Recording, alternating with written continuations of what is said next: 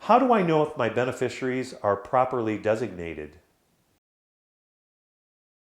Harold, that's a great question.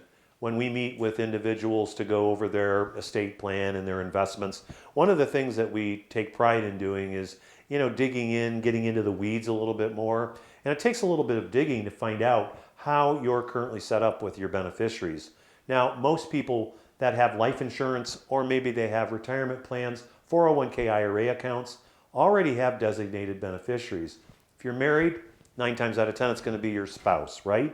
However, if your spouse predeceases you, that's when we see a lot of errors occurring in beneficiary planning. So what do I mean by that? There's 2 basic types of beneficiary plans. One is called per capita, and one is called per stirpes. Now, per capita, or by the total head count, is a methodology of designating beneficiaries across the bloodline. Let's assume your spouse is deceased.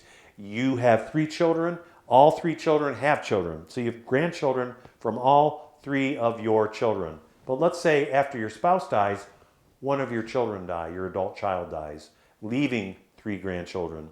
Well, if you pass and it's per capita, your distributive share that would go to down the bloodline wouldn't. It would go across to the 2 surviving children you have and not to the grandchildren of the child that predeceased your spouse or the predeceased you.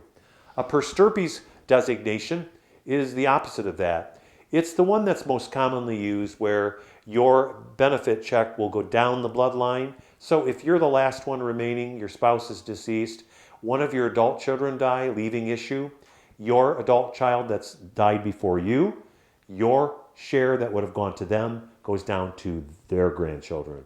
Now, I can make an argument that either one of these types of beneficiary designations would work, depending upon the type of situation you're in. Blended family, perhaps you might want per capita. Not a blended family, you might want more per stirpes.